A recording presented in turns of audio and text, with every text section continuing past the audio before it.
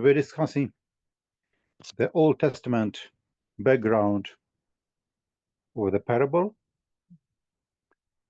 and we stopped just at the very last verses of the parable. We have one more reference, one more flashback to the Old Testament background, namely verses 10 and 11.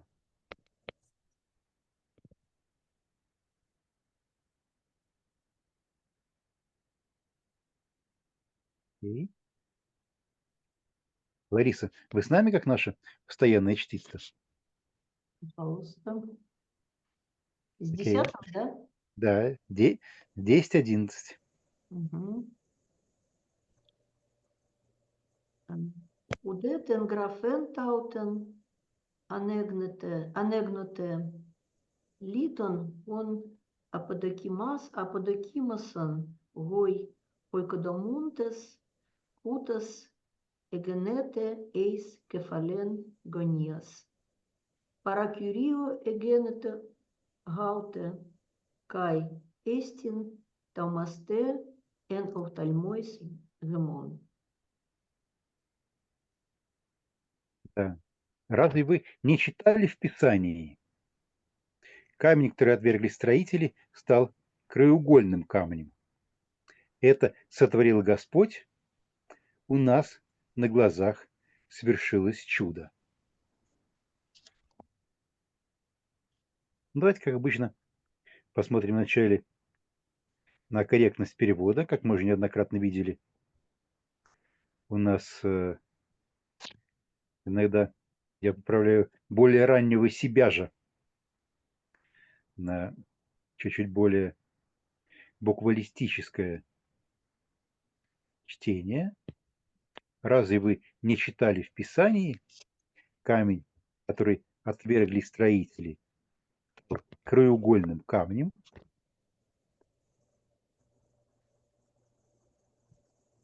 Это створил Господь. Пара квириу эгенету хауте. Ну и здесь последнюю половинку 11 стиха я дал чуть-чуть, может быть, более перифрастический. Как вы помните, синодальный текст это есть чудно в очах наших, у нас на глазах совершилось чудо. Есть ли какие-то у нас замечания, вопросы или предложения для начала по тексту?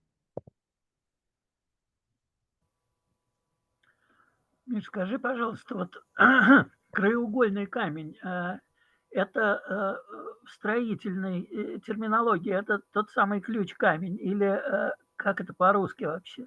Потому что, насколько я понимаю, если здесь используется строительная метафора, то это должен быть вот тот самый ключ-камень арки.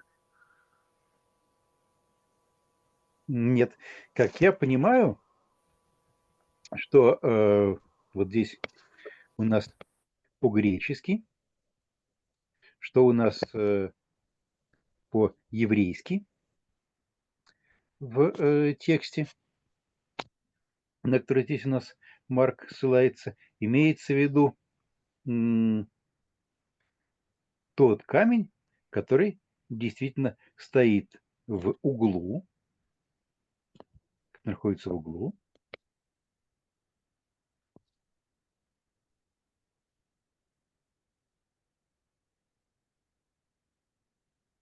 В углу каменной постройки. При той кладке, которая у нас была нормой для древности,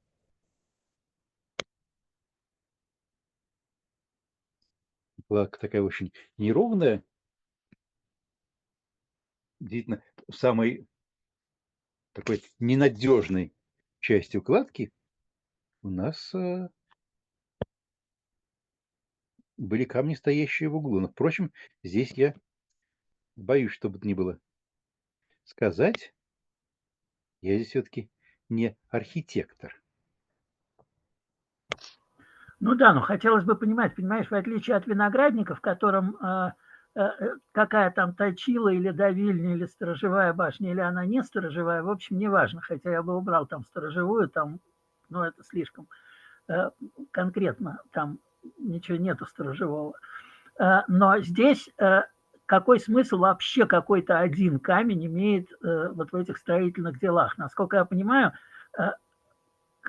как они строили вот эти арки, да, наверху арку закрепляет тот самый ключ-камень или краеугольный. Нет, Нет? это не имеет никакого отношения к аркам, поскольку арки у нас здесь появляются только уже в римское время.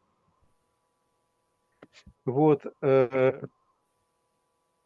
а здесь ну нет, у нас есть некоторые примеры арок, даже еще восходящих к эпохе Бронзового века, но в целом именно для архитектуры Израиля до эллинистического времени это совершенно не характерно. Вот, то есть похоже, что это имеется в виду именно, ну, как написано, камень, который находится на углу. Понятно, но тогда это не соответствует семантике слова краеугольный, потому что русское краеугольный – это так или иначе камень, который держит всю конструкцию. И тут получается, что отвергнутый строителями камень, но это можно как-то интерпретировать, но это тот самый камень, который держит всю конструкцию. Вот это в значении русского слова краеугольный. Понимаешь, а не то, что стоит где-то в каком-то углу. Нет, мне кажется, как раз тот камень, который имеешь в виду, называется замковым по-русски. Ну, или замком, или ключом, да. Вот, но краеугольный – это не про то. Отсылка здесь идет к ветхозаветному образу. Вот сейчас, например, Исайя 28:16.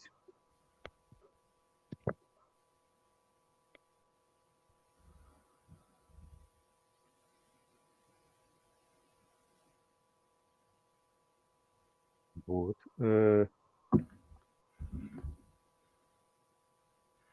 Где речь идет именно о камне, который положен в основании стены. Окей, в основании стены, я понимаю, вот, но все равно... допустим, Да-да, я вижу это, но тогда все равно это камень, который держит из основания не как вот этот арочный ключ-замок, а который все равно, но такой лежит в фундаменте всего. И это действительно лежит, это и есть в семантике слова краеугольный. Да, да. И это ровно то, что ты хочешь здесь сказать, что, то есть, ну или как-то передать, что это... Это ровно то, что хотел сказать евангелист Марка, я понимаю. Окей, спасибо, я понял.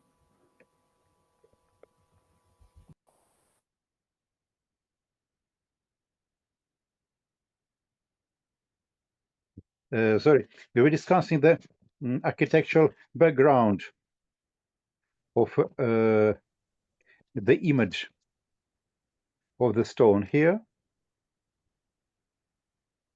Was a question whether this has anything to do with the keystone of a stone ark, but I answered that this was definitely not the case, because the ark was largely unknown by the time in Israel. It was not yet known, you mean? Yeah. We have some examples of real ark in the so-called Canaanite architecture of the Bronze period, second millennium BC. But as far as I understand, it was not known, at least to the stone architecture of the ancient Israel by the time of the prophet. Yeah, interesting. And the Isaiah passage isn't about an archstone; it's about a foundation stone. Yes, I think so. By the way, did you have any comment on the architectural details of this in your commentary? I don't think so. I seem to recall Jeremias thought, however, that contrary to what you just said, and he may be wrong about this, that the passage that we're talking about isn't from Isaiah, but it's from the Psalm, from Psalm 118. And I think Jeremias thought that it was about some stone that was first thrown away, but then became an important stone in the architecture, and even the arch. Yeah, but I can't recall the details of that debate. Let's look, because like in many other cases, the metaphors that they become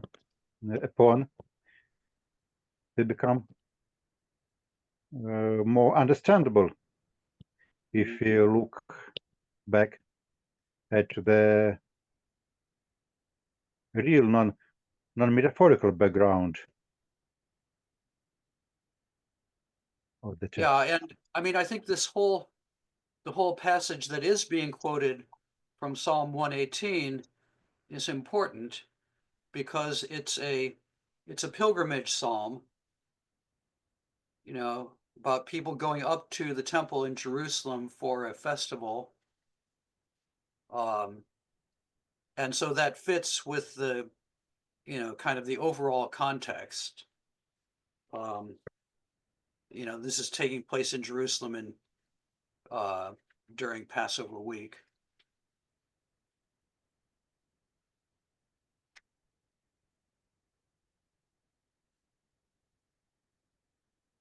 It's interesting that the Gospel of Thomas version of the parable, it does have this allusion, which is kind of, Thomas generally doesn't like Old Testament allusions, but it does have this one.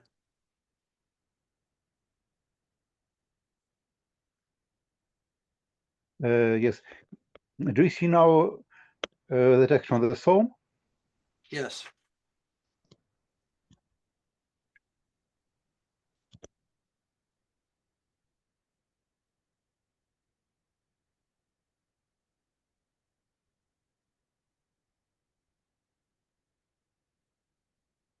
I still think that the Isaiah passage is also, or at least the association that we have in Isaiah passage is also behind this imagery. Well, I think there was a tendency for Jewish exegetes to combine, say, if you have two passages that talk about a stone in the temple, they would combine them in their minds and sometimes, not distinguish between them. You see that at Qumran, so I think what you say is probably likely. But the primary text that's being quoted in verses 10 and 11 is the Psalm passage.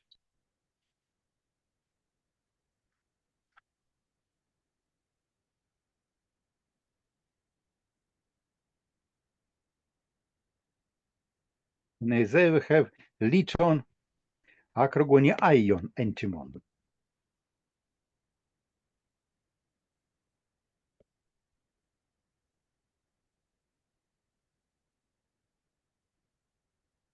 Another interesting connection is, so the parable has culminated with the killing of the son, which in Hebrew would be Ben, and then the stone that the builders rejected, the word is bonim.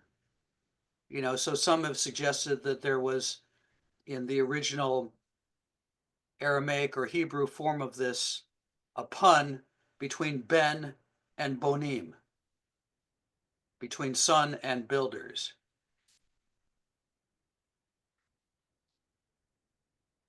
Yes.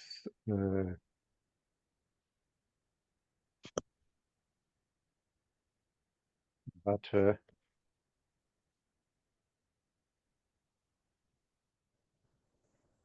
and going back to the question that Volodya asked, namely, what particular type of stone might have been meant,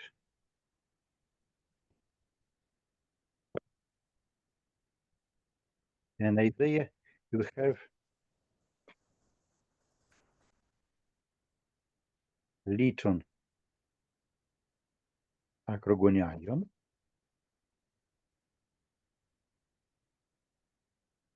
then in the psalm we do not have any description of this particular Yeah, true. stone, It's just a rejected stone. rejected stone.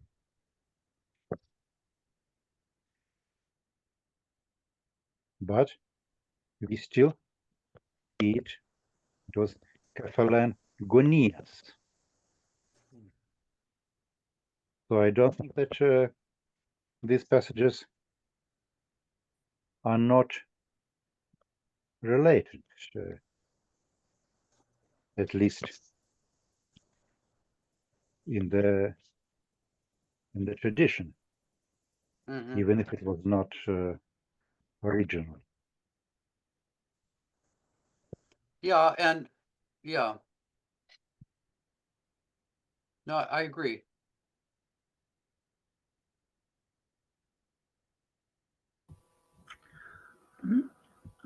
So I understand this is a foundation stone, something like that.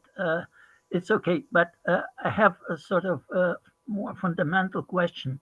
Are these citations from the Old Testament, they are in sort of direct speech of Jesus?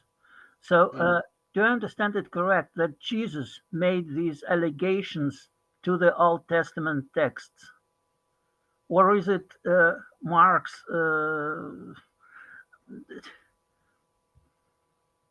Yeah. No, I think that's a good question, and it's a question that people have asked a lot. And because you do see in the development of the tradition sometimes that as you get later and later Gospels, the Old Testament allusions become more explicit or even are added.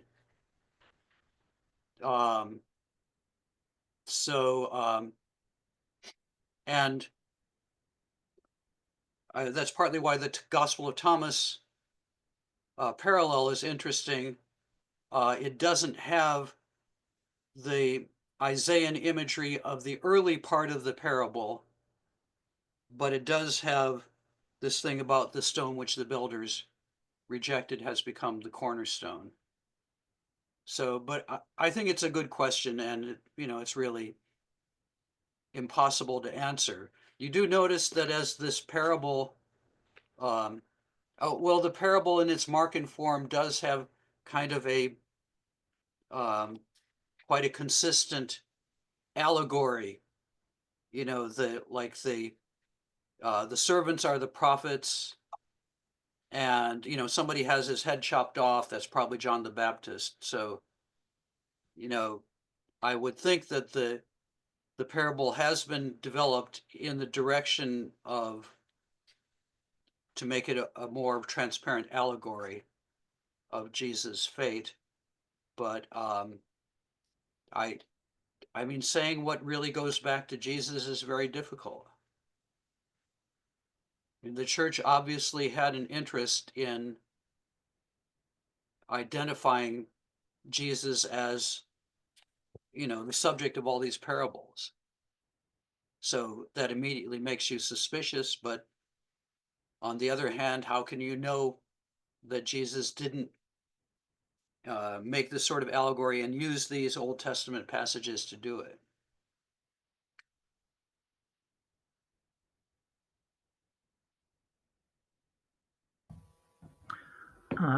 Yeah, I understand. It's just that if we just for a moment return to the parable of the vineyard, one can interpret the change, what you called almost a parody of Isaiah. If it comes from Jesus, this change of referential perspective from vineyard as a metaphor for people of Israel, of people, to vineyard as a metaphor for the sort of world which men are given. And these tenants, these workers, become the men. So it's more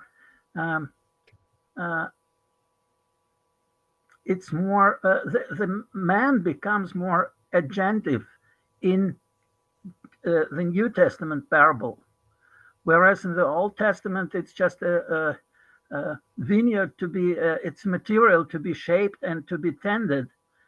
In New Testament, in this parable, it is agents. They are placed in a tended garden, and then they are agents of all these evil deeds. It's a very radical and I think important change of perspective. So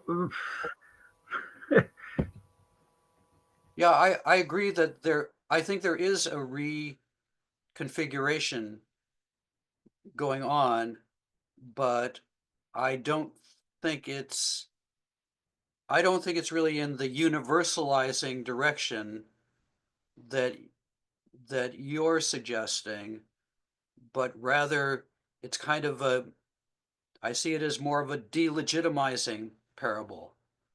In other words, God's commitment to the vineyard isn't, it's conditional. But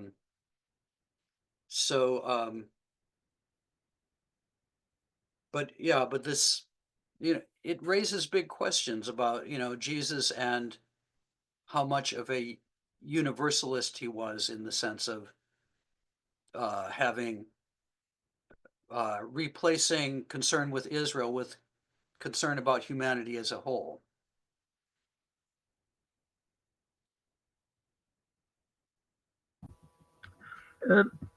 Okay, I understand. Because I read this parable in Mark as just, without any context, without any knowledge of ancient context or whatever. I read this as referring to evil people. So, but I understand what you're saying. Yeah, I mean, big questions of sort of overall framework are involved here. But I certainly think that the early part of the parable does echo Isaiah. So the Isaiah passage from chapter 5 is definitely in mind. But as we noted last week, there are some differences in, the way in which those terms are used. Okay, thank you.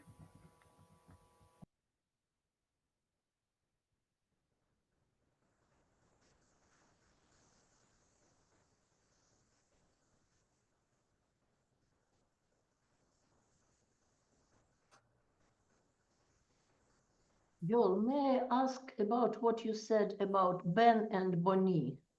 Yeah. I couldn't understand the connection between the parable and between the image of the keystone before you told this thing. And now I would like to ask if there any connection with the saying that God is able from these stones to raise up children to Abraham. Yes, but it isn't Markan material. Yeah. This is a Yeah, that's a Q cue material. saying. Yeah. No, that's interesting though. I mean, and that definitely does, it moves in a similar direction of sort of denying, what Sanders calls covenantal nomism. I mean, and I think that probably does go back to A, the historical John the Baptist, and B, the historical Jesus. So yeah, that is a relevant passage to bring up. I mean, I think probably Jesus did say something about the parable using Isaiah 5.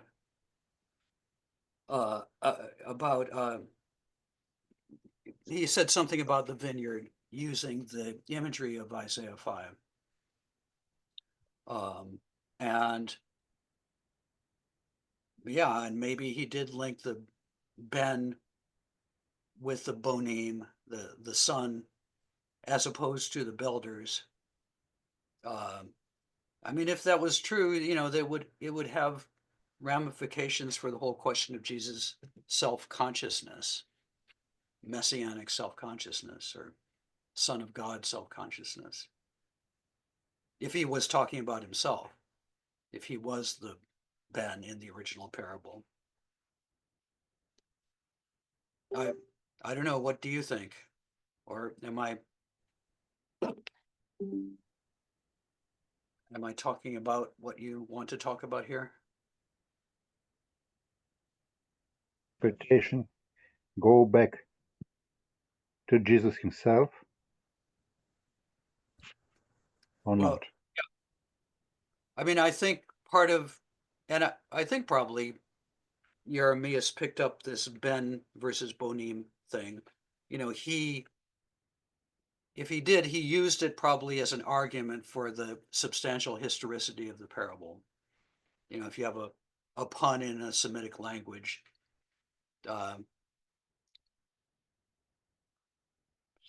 so I don't know. It's an argument.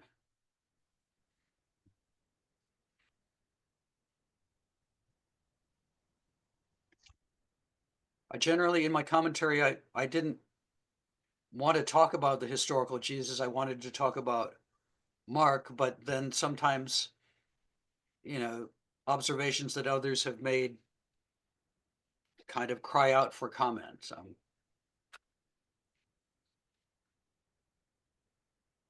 But certainly in Mark, in the Mark form, there's a connection that's being made anyway by the story between the rejected son in the parable and the rejected cornerstone in the citation in verses 10 and 11. I mean, you don't need to retrovert it into Hebrew in order to see that there is a connection there, because they're both rejected. And yet, in the overall context of the gospel, the rejected one is God's agent, who is, and I would think that the readers, in hearing about this rejected stone that is then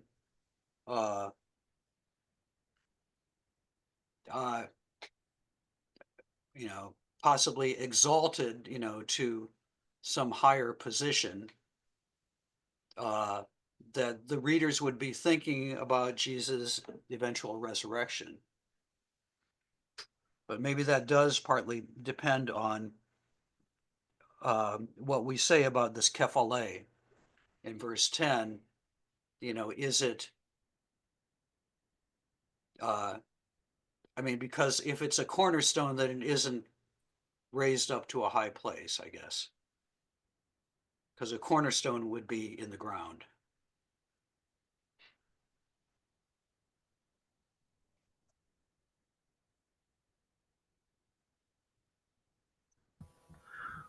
This also brings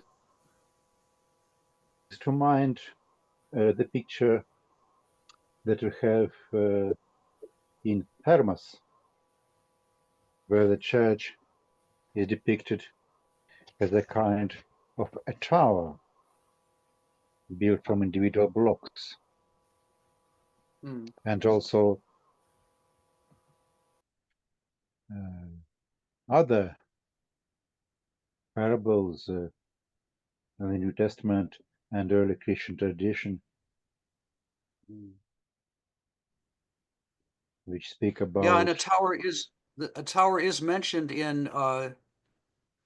the parable itself, right? At the beginning, the vineyard owner makes a fence, but also a tower. And I think in Enoch, a tower is a symbol of the temple. So that may have been kind of a standard association.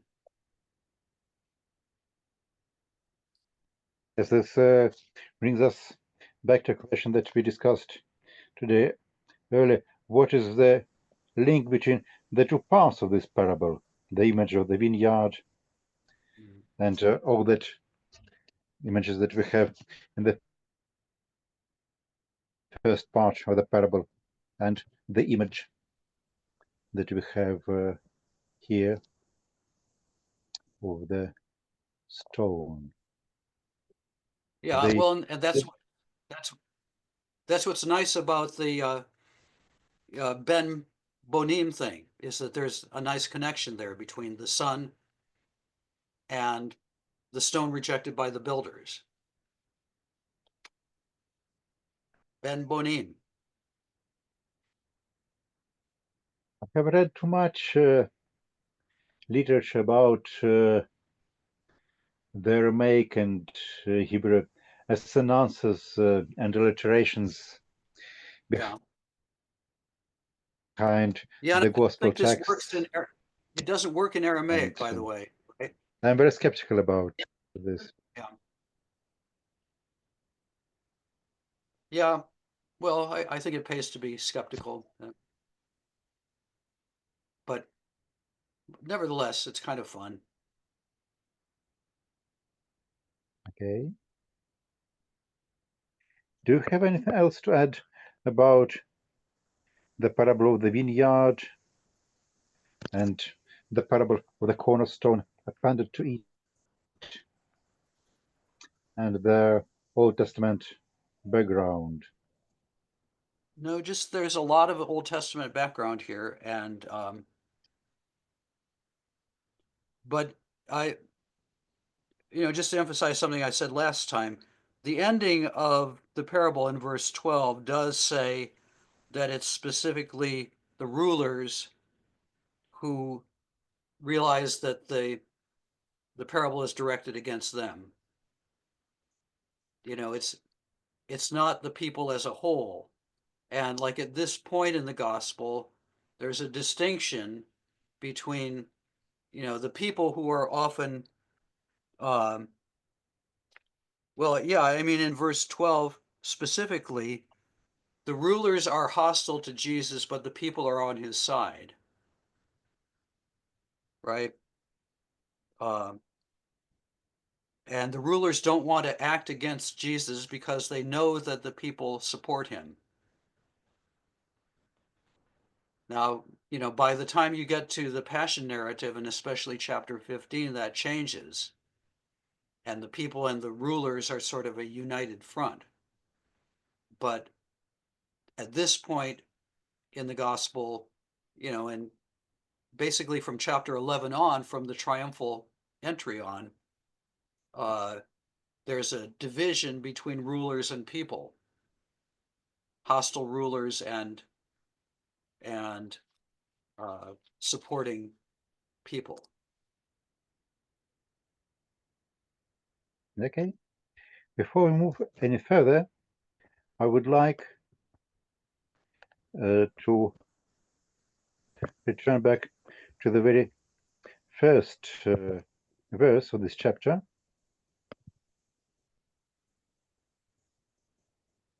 where, you remember, we discussed the plural of the parabolae. If we understand this as a reference to the parable of the wicked tenants, then of course it's strange why we have it in plural. But if the reference is to two parables that follow, namely the parable of the wicked tenant and the parable of the cornerstone, then probably this parabolize may just and parabolize plural may be explained through this duality of the parables that follow. Remember, we have quite a lengthy discussion about whether the plural here refers to the genre and not to the particular text. Probably this refers just to the fact that two texts, though related to each other, are mentioned later. Yeah, I mean, this is, Mark likes this expression, en parabolize, it's, he often uses, like he uses it at the beginning of chapter 4, and where you do have, several, what we would call parables. And I think he uses it some other times too. I guess I've thought that it was just kind of a general expression for speaking in a parabolic manner. Let's see, he uses it in 323. And there too you have a question. That's the Beelzebul controversy. Is that one parable or several? I mean, we would say generally that's one parable, right? If we're speaking about Okay. parable in a technical sense. In 323. Then it occurs in 4:2.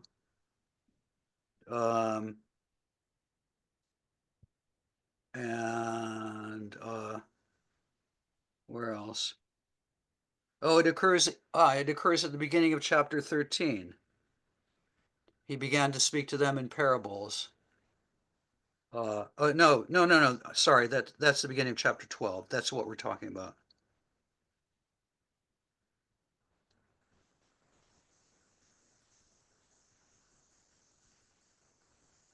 I guess that's all the instance of en parabolize, plural, but does occur several times in a short gospel. Yes, okay. You're right. Probably our earlier understanding of the plural verse 1 was more in line with the general Markan strategy of using and parabolize. And my suggestion, this may be a reference to this dual parable. Because the idea that just a reference to the genre, yes, it's more likely. I agree. But I like your explanation too. But I prefer mine. Okay. After some deliberation, I also prefer your explanation. Thank you, Jared. It's nice to have a convert. Of course. Тогда давайте прочтем еще. Есть у нас еще какие-то замечания по предшествующим стихам или по этому месту? Маша, вы ничего не хотели сказать про Исаию?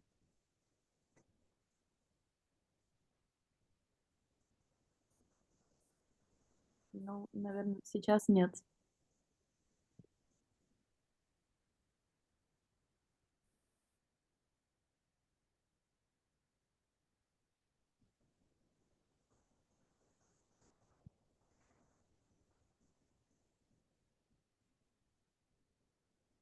Тогда давайте перейдем к следующему стиху. Следующий перекоп у нас, по сути дела, ну, это завершение этой перекопы. Один стих. Лариса, тогда за вами 12 стих по-гречески. Καιτζέτων αυτών κρατέσαι, καί εφοβέτεσαν των όχλων, εγνώσαν γαρ γότι προς αυτούς τεν παραβολέν έιταν, καί αφέντες αυτών απέλτεν. Они хотели схватить Иисуса, но побоялись народа. Они поняли, что это притча про них.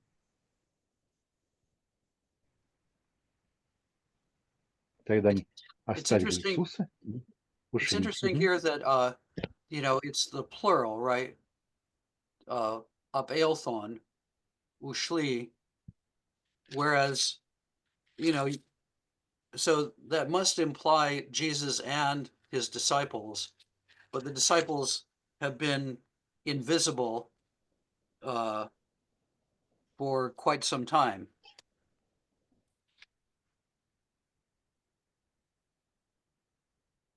But every now But and the then, controversy is between Jesus and the temple authorities. Disciples are the best half understanding bystanders, and the worst just they do not understand anything. okay, You spoke about this singular auton, yeah?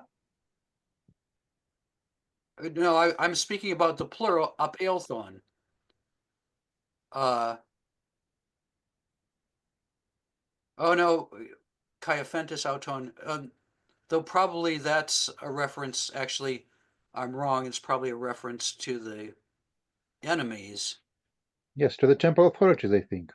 Yeah. Okay. Yeah. So forget that I said that. Yeah.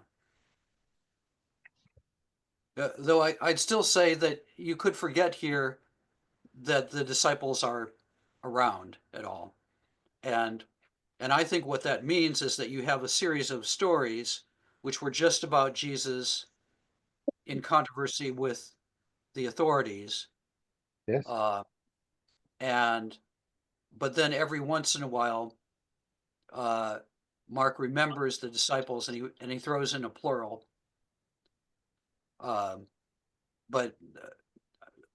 But I was wrong. That doesn't apply to verse 12. Mea culpa.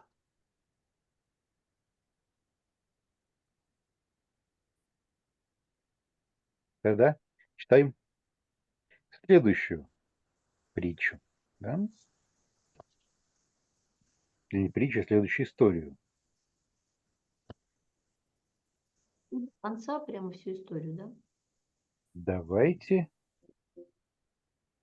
Мне кажется, что это целостная вещь. Давайте до конца 17 стиха, действительно. Kai apostelusin pros auton tinas ton farisaion kai ton herodianon. Egina auton agreususin logo. Kai eltontes legusin auton. Didaskale oidamen oti aletes ei. Kai umelis soi peri udenos. Ugar blepis is proposan anthropon. Al ep aletheas ten vodon tuteu didaskais. Existin dunai kenson Caesari eu. Domen медомен. Оде эйдос аутон ten hypocrisien epen autois time peiradzete ferete moi denarion yine ido. Goi de enenkan collegae autois tinos econ gaute kai epigraphe. Goi de epen auto Kaisaros. Vode Iisus epen autois ta Kaisaros apodote Kaisari. Kai tatu teu to teo. Kai exetaumasen kai exetaumadzon epauto. Они подослали к Иисусу нескольких фарисеев и иродиан, чтобы поймать его на неосторожном слове. Ну, здесь ход дела говорит, что какие моменты меня приковывают мое внимание как переводчика. Интересно, что в других случаях инициаторами каких-то дискуссий с Иисусом выступают фарисеи, а здесь они выступают не инициаторами, а инструментами, да? А подсылают их, как инструмент к Иисусу, какие-то другие люди, а именно самые temple authorities send them, чтобы поймать его на неосторожном слове. Енаутон агревсо син логу. Ну, буквально, конечно, что поймать его на слове, но я вставил здесь неосторожно, потому что, вообще говоря, по-русски, если взять и буквально перевести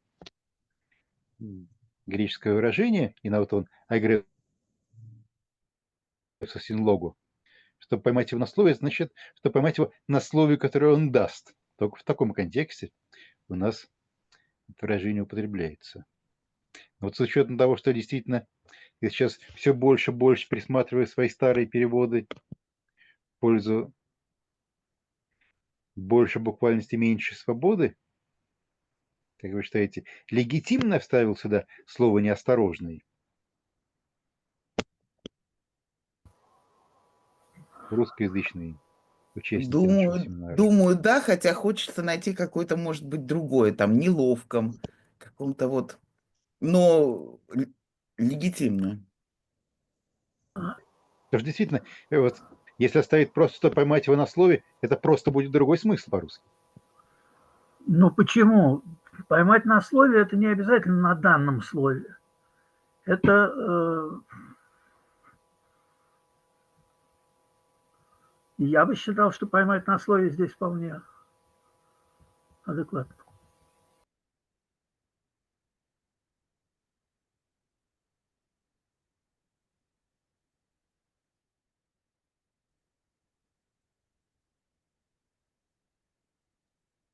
Нет, все-таки поймать на слове – это именно заставить сделать то, что кто-то неосторожно пообещал.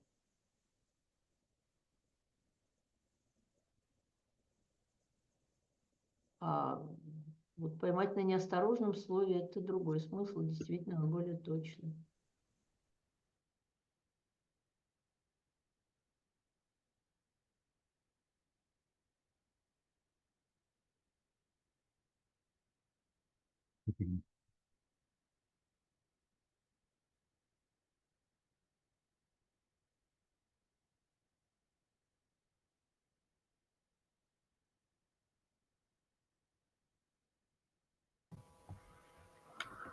Можно ли сказать по-русски, вот такой пример, он адекватен. Кто-то говорит, наш царь дурак. Ему отвечают, ловлю тебя на слове, ты мятежник.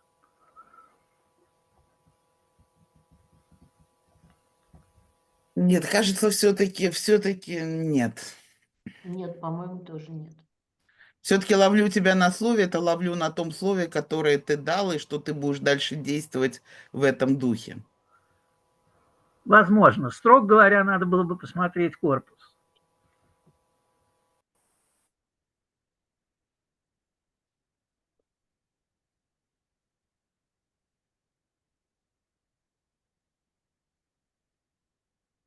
Слава, вы руку подняли.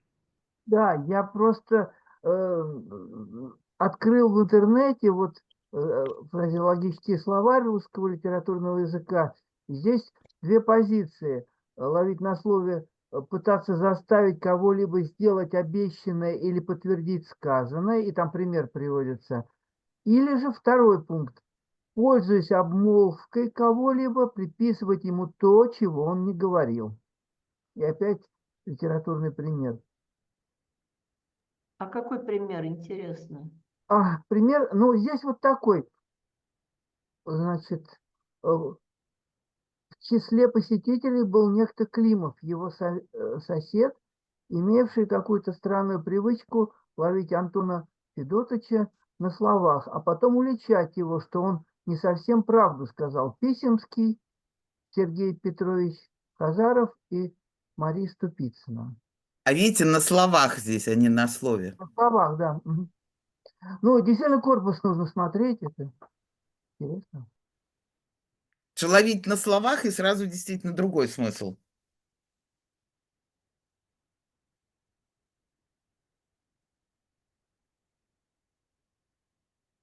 Понятно. Спасибо, Слава. Тогда давайте мы переходим к моему разбору следующего. Как сейчас видите на экран? Давайте я... Нет, не виден. Мгм.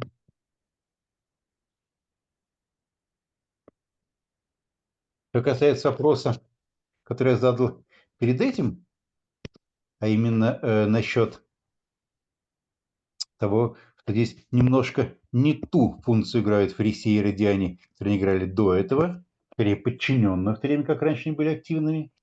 Это мы оставляем до следующего, так сказать, слоя нашего анализа. Они пришли и говорят ему: учитель, мы знаем, что ты человек правдивый, никому не угождаешь и не лицемеришь. Да? Имеется в виду умели сой переводенос, ты никому не угождаешь. Опять же, буквальный перевод: ты ни о ком не заботишься или тебе ни до кого нет дела. Это немножко про другое у нас здесь было бы, да? Вот. Не лицемеришь, наставляешь людей правильно следовать по пути Божьему. Надо платить налог Цезарю или нет? Платить или не платить? Иисус увидел их лицемерие. Здесь, может быть, немножко я по-разному передаю.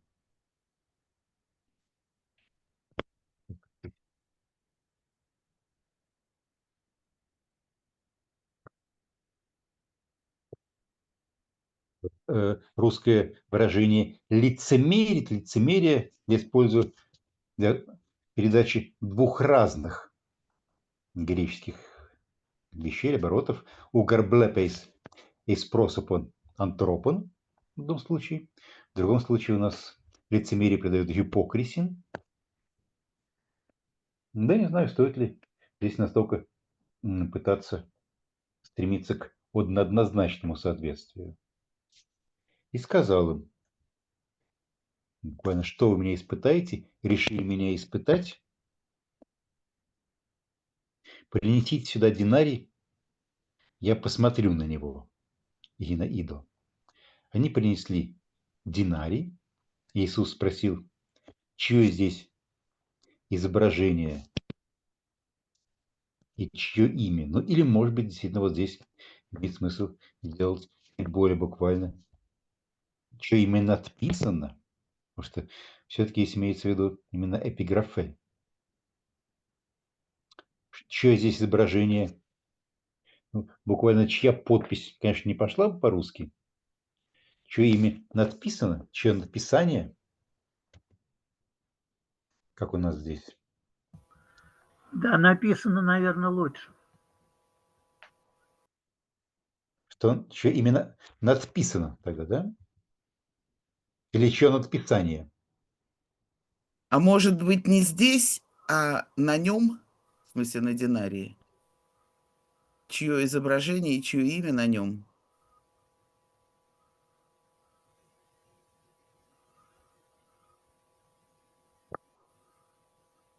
Или надписание.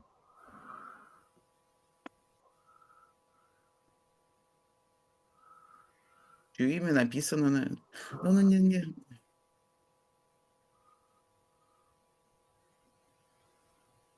Окей, но если вас не очень смущает, тогда оставляем. Они говорят Цезаря. Он сказал им, отдайте Цезарева Цезарю, а Божие Богу. И слушавшие были в изумлении.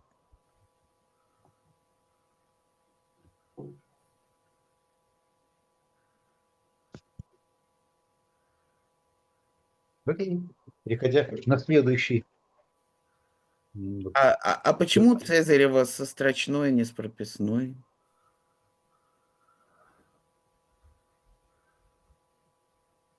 Мне кажется, оно должно быть Цезарева. Из уважения к властям придерживаться? Нет, потому что краткое, ну вот оно всегда так.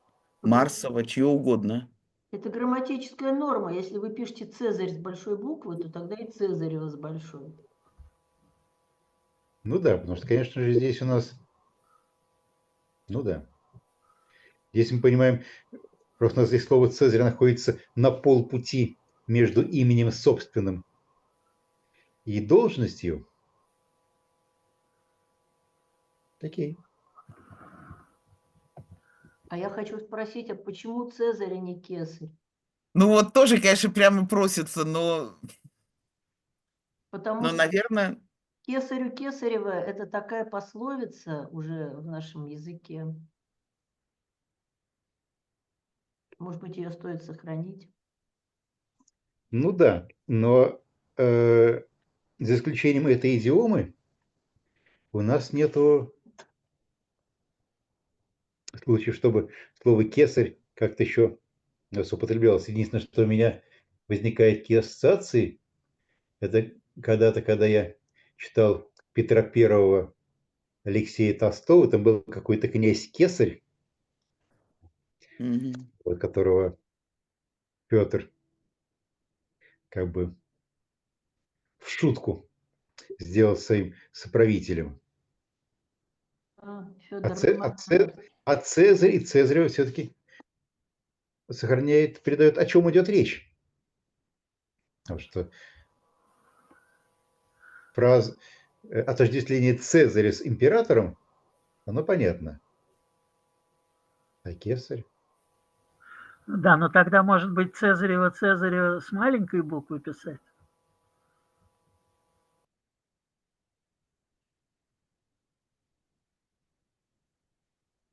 Нет, мне кажется, было бы странно. Вот не знаю, по-моему, даже для времени тетрархии и далее не вошло в обиход Цезаря и Августа вписать с маленькой буквы. Вернее, там колебания и, в общем, это проклятый вопрос. Даже когда их Да, уже несколько. в общем, не будем мы устраивать революцию среди филологов-классиков, не будучи филологами-классиками. Имею в виду с правописания русскоязычных филологов-классиков. Но Кесарю и Кесарева, конечно, очень как-то вот... Ну, вы правы, что больше нигде этого нету просто.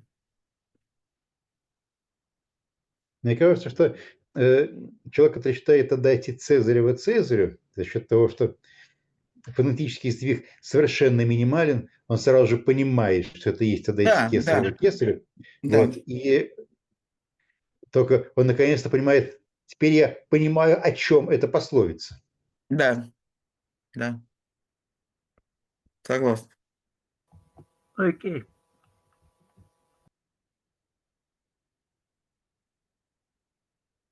Хорошо. Возникает подозрение, не о Юлии Цезаре ли идет речь. Но Юлий Цезарь одной из своих инкарнаций. Потому что других Цезарей, мне кажется, русский читатель не знает. А кесари, как вам?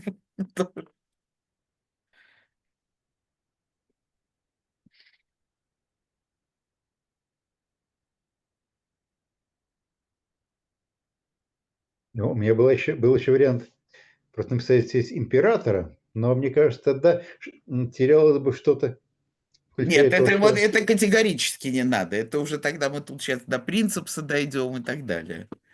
Ну да.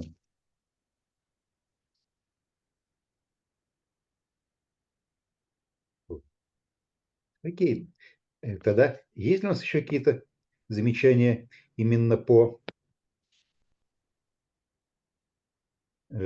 тексту, по русскому переводу?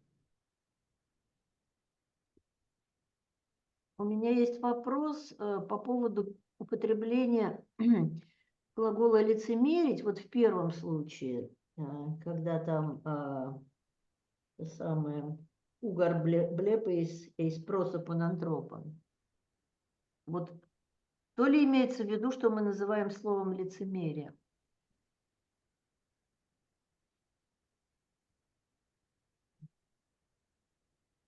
Ну, некоторым образом, когда кто-то смотрит на лицо человеческое, в смысле на лицо начальника и говорит так, чтобы это начальнику понравилось, это можно назвать лицемерием, это частный случай лицемерия. Мне, видите, это же тематика немножко с другой стороны смутила, а именно, что здесь у нас просто на протяжении фактически одного абзаца я одним и тем же русским выражением придаю два разных греческих. Ну и что вы предложили вместо лицемеришь? Сандалин, кажется, не смотришь на лицо человеческое. Смотрю. Соответствует ли греческому слову, ну, например, заискиваешь?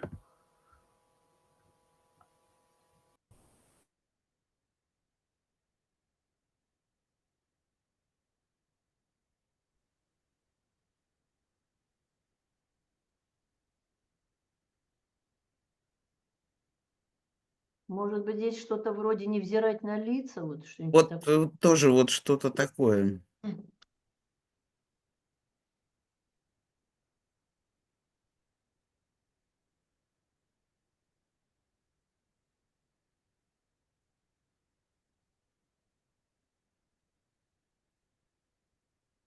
Ну и как мы это по-русски напишем? Никому не угождаешь, невзирая на лица?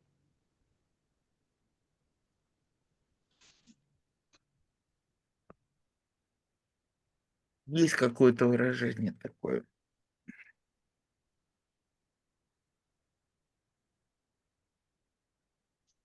Не Can I ask, подлаживаешься. can I ask a question about Russian translation? Yes, because in two cases, namely ugar blepes is prosopon anthropon, and also hypocrisies are used the same, not the same expression, but at least the same root in Russian with the meaning of hypocrisy. And the question is whether this is the right way of translation, and also whether this corresponds correctly to the Greek ugar blepes is prosopon anthropon. Yeah, but I had another question. So Okay. you translate existent as nada, right? I mean, Okay. nada platits. А, I mean, is nada можно, да. is that? I mean, Да. wouldn't that be more of a translation for day than for existent? Yes, Может. Okay. you're right. Yeah. Thank you, Joe. You are You are good, quite good in reading and even editing Russian texts. Once in a while.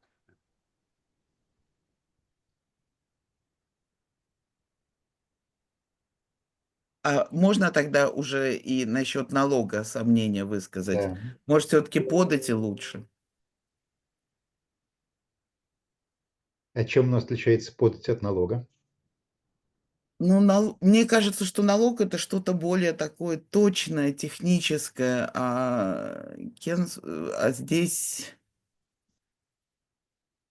что подать это что-то более такое, как бы общебытовое. Но не поручусь. Отличаются стилистической окраской, подать более как бы архаичная. Даже не то чтобы, ну да, сейчас бы сказали там тарифы, понятно. Может быть, у меня потому что налог подразумевает существование уже какой-то налоговой системы, которой все-таки еще не было. Это все-таки еще почти сплошь от купа.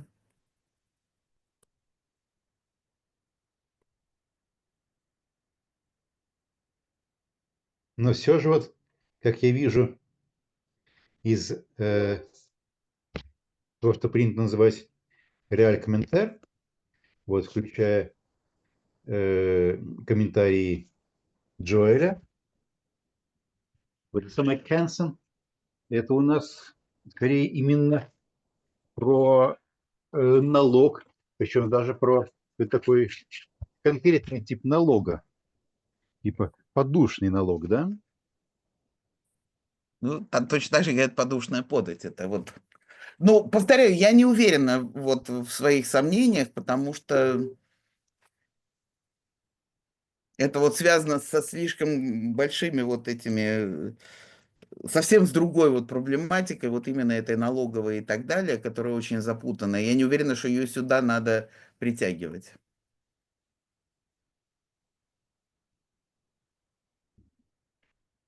Может, пусть и остается налог, и все. Мне кажется, давайте оставим. Да, это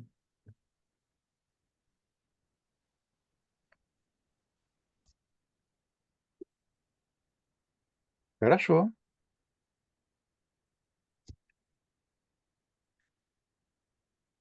Then we come. А там было Попробуем. кто было в чате примечание, невзирая, оно убежало, куда-то убежало. Говоришь правду, невзирая на лица, никому не угождаешь.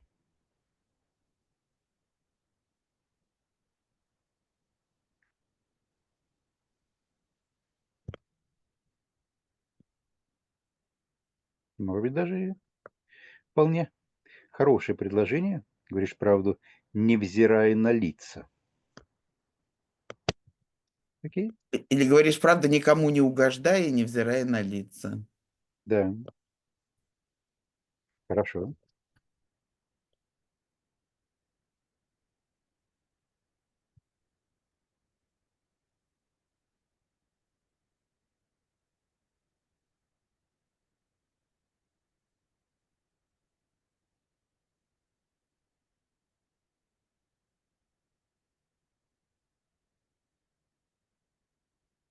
Никому не угождая Мгм.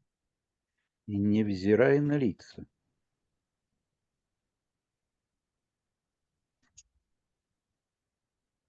Здорово, совсем буквально красиво. Да, красиво.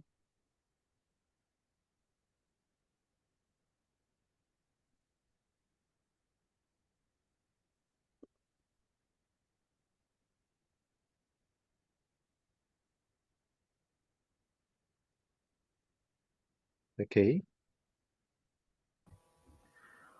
Then coming to the more deep level of our exegesis,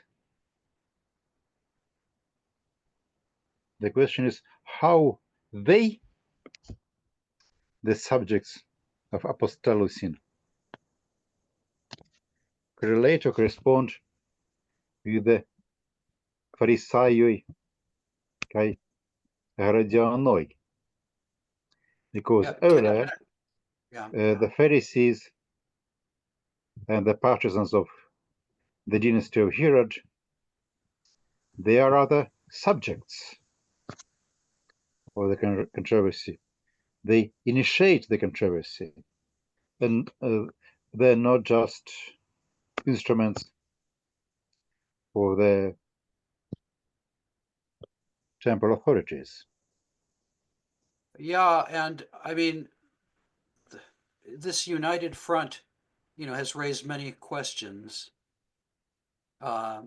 because, I mean, in general, the Herodian dynasty and the Pharisees had difficulties with each other, especially Yes. like decades earlier under Alexandra Salome, I think it was.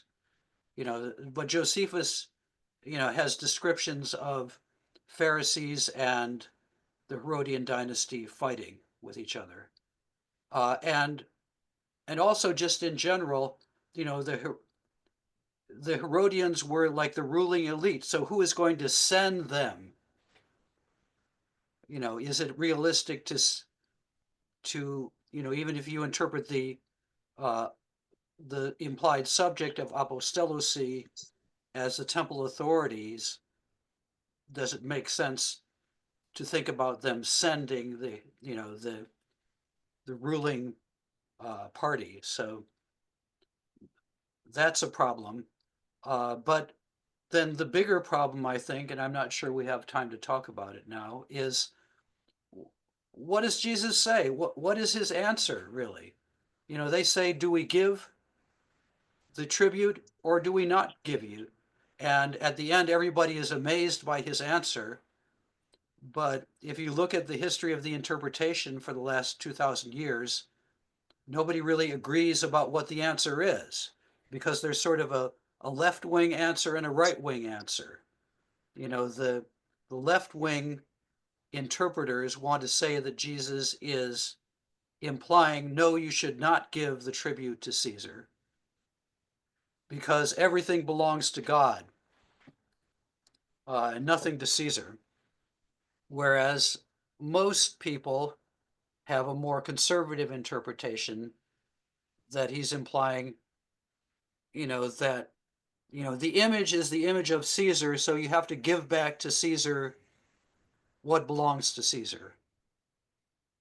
And, but, the further difficulty of the passage is that if you look at the images of this denarius, the denarius, just in the way that, Caesar's image is portrayed, it implies that he is a god. Like the term Augustus is on the denarius, which implies like some sort of divine status. So the separation between this simple separation, give Caesar what's Caesar and God what's God's, is messed up if you have an image that pictures the Caesar as a god.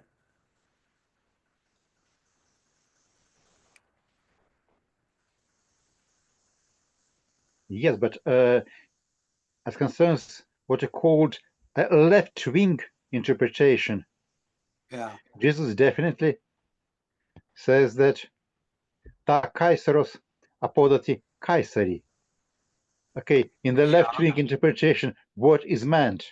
At least something should be given to the Caesar according to the saying. Yeah, I agree with you. But I think what they would say is no, nothing belongs to Caesar. So you could give it to him if anything really belonged to him, but nothing actually belongs to him. So I don't think that makes sense. But, people vociferously defend this interpretation, I think because of their own political stance. Like my colleague Stanley Hauerwas, I had a big debate with him once about this saying.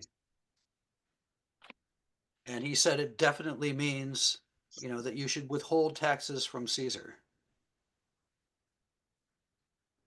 But I think that your reasoning is correct. So it is. I mean, I think it is a sort of answer that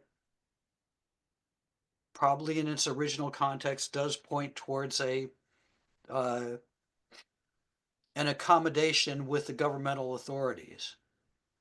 Yes, and it also goes quite well with Paul's attitude, with the Yeah, Pauline. Romans 13. Yeah, Yes, for example. yeah, Romans 13, and also with, like in Pirkei Avot, there's sayings like, they're kind of negative about the government, like the government is this beast, but still, don't make it mad. The government is mad, but don't antagonize it. So, I don't know. Yes, it's very important for our contemporary situation in our countries. Yeah. Well, yeah. So, and I don't know, when people talk about Germany in the 30s, they talk about Romans 13 versus Revelation 13. Those are sort of the two poles, because in Romans 13, Paul says, the authorities that have been instituted come from God. Whereas in Revelation 13, the authorities and the Roman authorities, they're this monster that you have to resist unto death. So,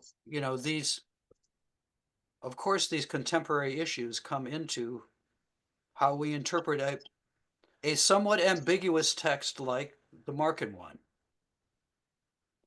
And it's ambiguous, I think, because, again, the coin itself mixes up Caesar and God. So Jesus' answer is implying a strict division between Caesar and God, but the coin itself, which he says, "Show me a coin." The coin itself makes that division vague, or the coin itself has some sort of divine claim built into it. So you suggest this answer continues the line of Jesus' answers that we have already seen, that are rather questions or puzzles than answers. Yeah, I think so. I certainly know that people have not agreed about how to interpret this, for the last 2,000 years, and that they almost always interpret it from their own political stance. And I think that, it's pretty clear that it is saying you should pay tribute to Caesar, but there is some ambiguity just because of what I was talking about in a minute ago. Thank you, Joel. Let's take the middle way and follow this in our lives and in our So attitude. should we pay our taxes or not? What's the least- middle way between that? Yeah. At least I am paying my taxes. Yeah. I mean, I think even my colleague who said that Jesus is saying you shouldn't pay your taxes, he still pays his taxes. I mean, I haven't seen him thrown into jail for that. So,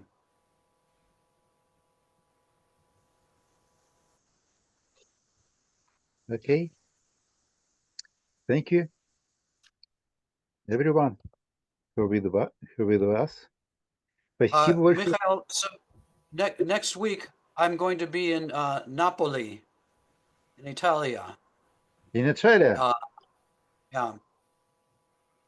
Napoli. Okay. So, I mean, it's possible I may be able to zoom in, but I'm not sure.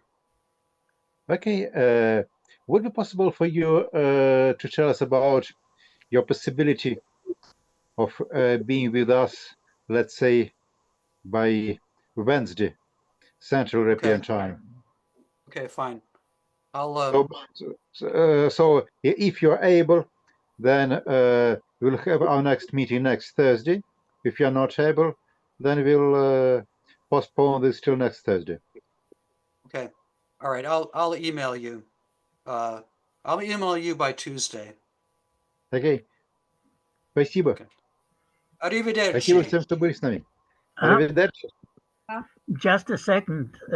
Before we end the meeting, I would say that yesterday Misha Seleznyov had a birthday. I wouldn't risk singing anything like "Happy Birthday" or "Многое лето," but let's just congratulate him. Happy birthday, Misha. Спасибо. Thank you, Vladimir. Thanks. Bitte. Do you sing the same song we sing? Happy birthday to you. That tune? Yes, and we often sing it in English. Oh, really? Okay. Well, I'm singing it to you in my mind. Okay. Since Volodya mentioned this, let's wait for 10 more seconds. I would like to share with you the image of the cake that my students prepared for me.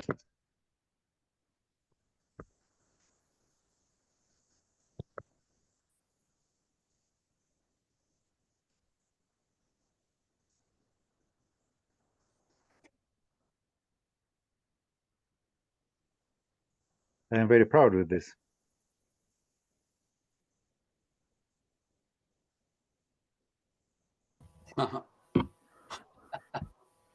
Great.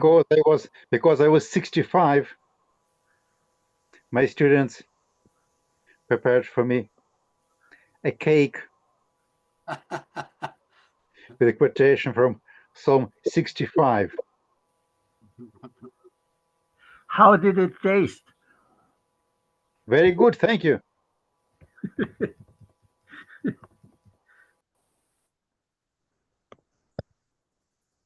Okay. Very nice. See you next Thursday, or the Thursday after the next. Congratulations.